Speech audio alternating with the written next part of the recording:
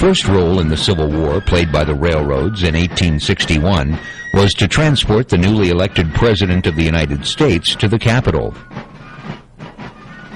I believe that Lincoln was the first president to use the railroad politically. He had been elected president. He was in Springfield, Illinois, and he was getting ready to make his inaugural journey to Washington, D.C. Now, one has to always be mindful of the time period they're in, and mass communication that we know today did not exist.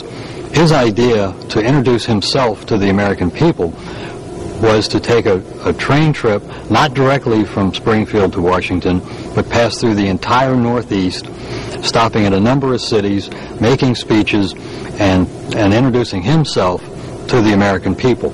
The route was to take him to Philadelphia, and then to Harrisburg, where he would address the state legislature and arrive in Baltimore at 10 o'clock the next morning.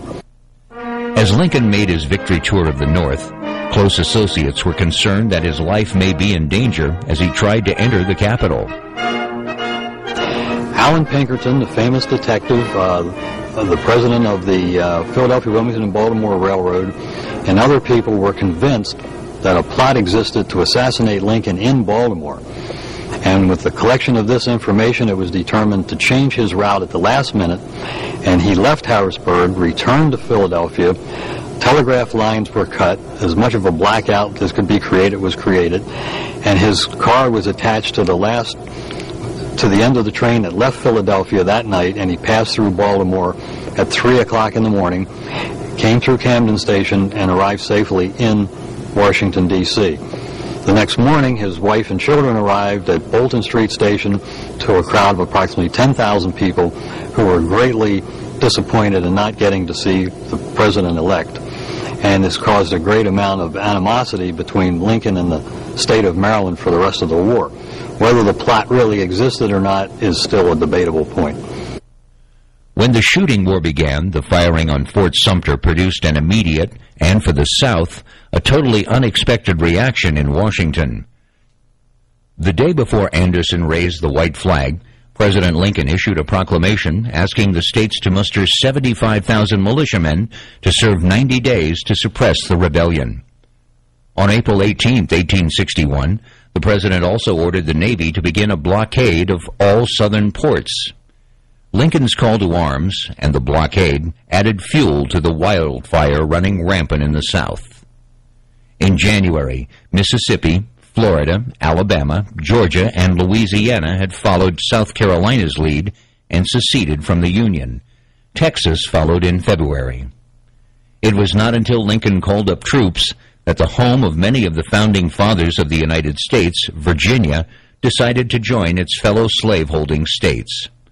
Richmond now became the home of the new Confederate government and its president, Jefferson Davis. With Virginia gone, the federal capital was now under enemy guns. For days, Washington was defenseless. Thousands upon thousands of northern young men answered the president's call to arms.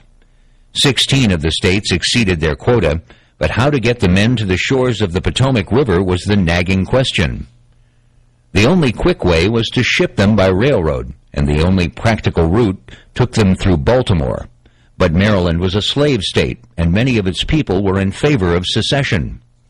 The 6th Massachusetts Infantry was dispatched on April 18th with orders to proceed to the besieged capital. The commanding officer, Colonel Edward Jones, had heard that mobs in the port city were waiting to disrupt the movement of his men southward. He ordered his troops to load their weapons with ball and shot and be ready to use them. The first blood of the Civil War was spilled here in Baltimore on the main street through town called Pratt Street. That conflict was actually caused by the fact that there were 3 railroads that entered the city of Baltimore, none of which connected together. There was one, the B&O, which went from Baltimore south to Washington, D.C. There was another one, the Northern Central, that went from the northern part of Baltimore up to Harrisburg. There was another one, the Philadelphia, Wilmington, and Baltimore, that went from the east side of Baltimore up to Philadelphia.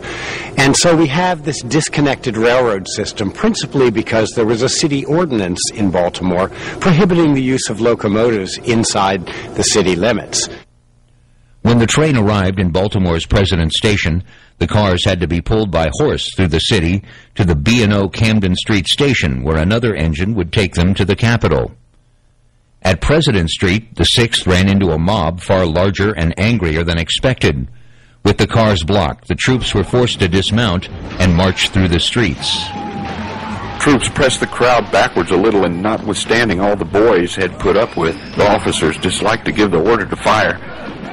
When the rock-throwing mob closed on the ranks of the Green Yankee troops, the Federals opened fire.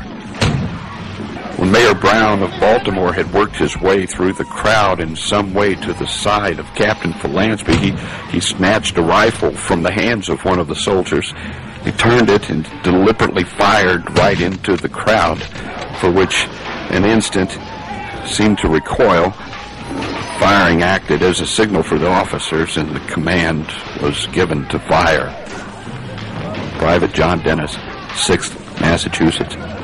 By the time the regiment had fought its way to the Camden Street Station, 3 soldiers were dead and 20 were injured, and 130 unaccounted for. In addition, 20 civilians lay dead or dying. In spite of the mobs, the troops made it to the trench works along the Potomac. Waiting at the station to greet them was Lincoln himself. "Thank God you have come," he exclaimed as he extended his hand to Colonel Jones. One of the most remarkable events to occur, which really changed warfare forever, was the transportation of the 6th Massachusetts Regiment and some Pennsylvania volunteers to Baltimore to answer Lincoln's call. If you could imagine how long it would have taken them to march from Boston to Washington, D.C., it probably would have taken more than a week. Here we have a case where, as a result of the development of railroad technology, those troops, even though they had to fight their way through Baltimore, made it to Washington, D.C. in almost 48 hours. A tremendous, tremendous advancement in the movement of troops and munitions, never before seen in the world. But the trouble in Maryland was far from over. Gangs of secessionists, encouraged by Governor Thomas Hick, destroyed a number of railroad bridges in the Baltimore and Ellicott City area, and the capital was still in peril.